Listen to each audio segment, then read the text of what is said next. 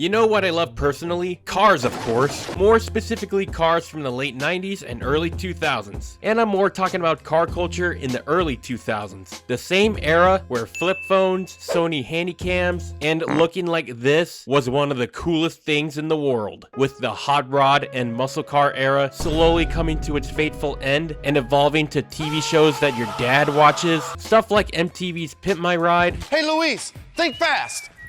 The Fast and Furious movies, Gran Turismo, was quickly influencing the younger generation's taste in cars. Gone were the days of having a sleek, intimidating muscle car, and now it's having a Honda fart can that made more noise than speed. And one of those culprits was Need for Speed Underground. Save the racing for the track, and if you feel the need for speed, do not hesitate to commit vehicular felonies. look out! Now, Need for Speed's origin story had its start on allowing players to drive exotic cars around countryside roads. And cops are included, of course. And it's a very simple concept. Until they said, screw that shit, and decided that the next Need for Speed game should be about 4 bangers with overly expensive cosmetic parts. Who cares that you spent $300,000 on a Lamborghini when you could have spent it on building this? And that's what Need for Speed Underground is all about. Get out of the way! Alrighty, let's get onto the game already. So the game starts off with an epic race about to kick off, and then we realize that we're in the race, and skadoodle skedaddle off the launch. Then we go toe-to-toe with a yellow Eclipse. And then we abandon the rest of the pack by a giant 3-second margin. Everyone's getting beat by a Honda with a dabbing samurai on the car, and eventually win the race. But snap back to reality. Turns out it was just a dream. Is that your fantasy? And you're actually a random dweeb that doesn't really know what's happening. And then we meet this rando over here named Eddie, and he's the ultimate Giga Chad driver in town. And he drives an orange Nissan R34 G-Tur, and it's our objective to take his spot. With a wide selection of cars that would appear on Facebook Marketplace, and obviously the best car to pick here is a Dodge Neon. Ouch, that is seriously weak, dude. And the game proceeds to roast the shit out of you even more, cause your dumbass wanted to play this game. Hey, loser. You need to leave! That is disgusting. And now, it's time for our first race. What's up, bro? So we line up at the start and redline the shit out of the car and send the car to sending its speed, racing through the streets of random said city and make all the other drivers stranded and win the race. Everyone just got beat by a bone stock Dodge Neon. So in this case, let's bump up the difficulty and earn some more money too along the way. So we launch the grandma car with all 4 cylinders going absolutely berserk and go head to head against a yellow Golf. And since we got a 4-second lead in front of the Golf, we should be fine, right? Watch out, watch out, watch out, watch out! See you later, motherfucker! Loser. So after you win the race on your second attempt, you head back home with a ton of money. So what do you do with all that extra cash? Well, go to ReisterBodyKits.com and customize the shit out of your car. And also a fun fact being is that you have to customize your car in order to unlock certain things in the game. So once you slap all the plastic cosmetic parts of your choice, you'll slowly gain reputation points down here. And after you do a bunch of races with your hot Ricer, you'll have your car on the cover of a magazine. You made it onto Modified Mag. You are totally the man.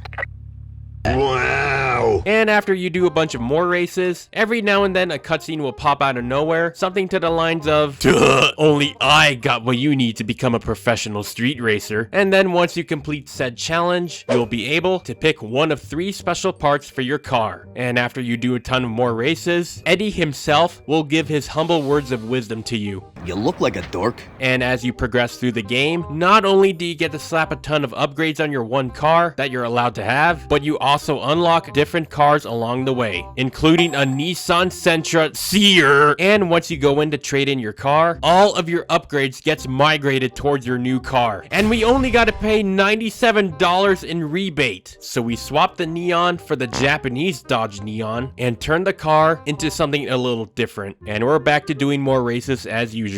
That's pretty much the giant cycle in this game. Race, upgrade, get bullied by the characters, Dude, you bore me. magazine cover, and repeat. And also that one moment when the YouTuber you're watching couldn't even bother to finish the rest of the game himself and has to rely on footage from another YouTuber. Yeah, it happens sometimes. So after you do more than 100 races, it's time to face off against Eddie. So you line up at the start and skadoodle skedaddle off the line, racing in and out through the streets of No Name City, leaving Eddie in the dust by a giant gap. And surprise, surprise, you win. But psych, you gotta do one more race after that. So it's a 4-lap race around this track, and then you fuck around in the race and win the goddamn race.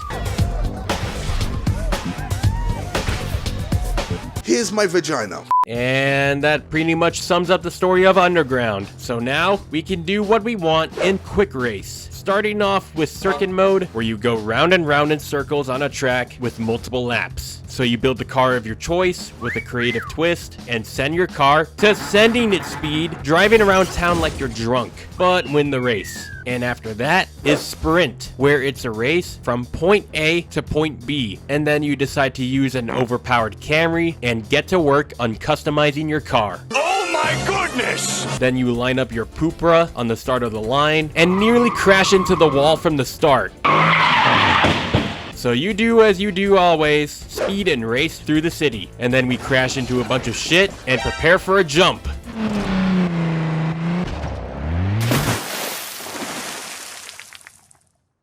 I can't swim. Next up, drag racing. Pretty much self-explanatory, where you drive in a straight line and go as fast as possible to see if your car is faster than the other driver.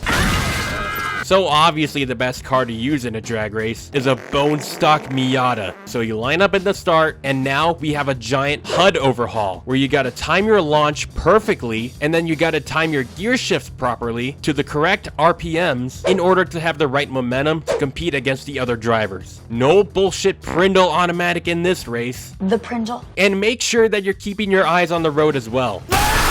Cause on top of making sure your engine doesn't go kablam, you gotta swerve in and out of traffic, avoiding cars like Cool Kid from BX. Don't do it! Oh, come on! And also there's Drift, another self-explanatory event. So obviously the best car to pick here is a testosterone heavy Honda Civic. And then you go around a parking garage, forcing your car to do some epic slides, and then you keep doing it until they tell you to stop. Look out!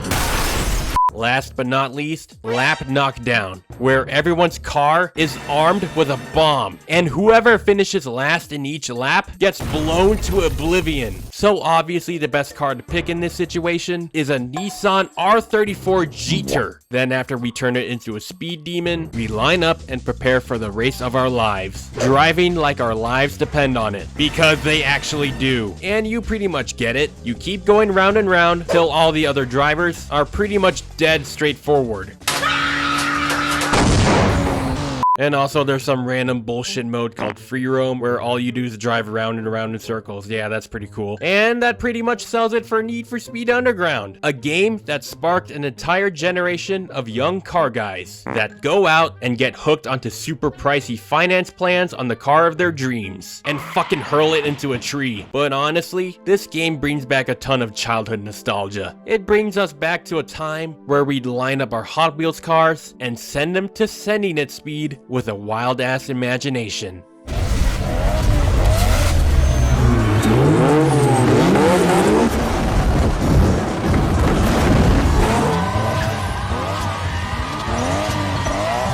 Wow, this is usual. A lot different from usual. Here we go, I guess. Oh god, okay. I think it's loaded. Drivers ready?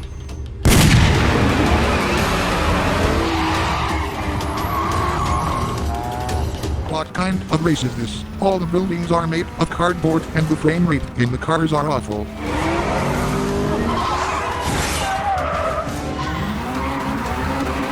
This is absolutely nuts. What kind of coma am I living in right now?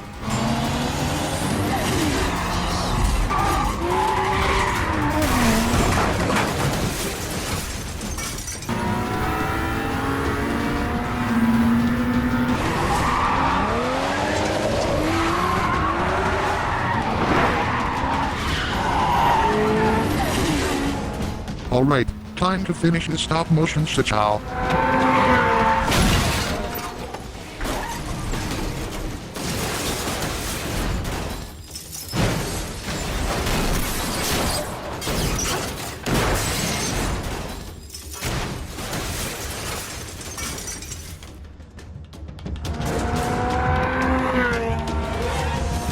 I actually did it.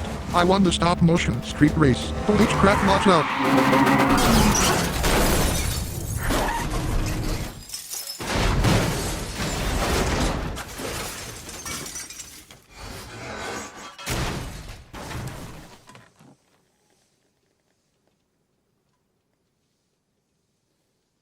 I am okay.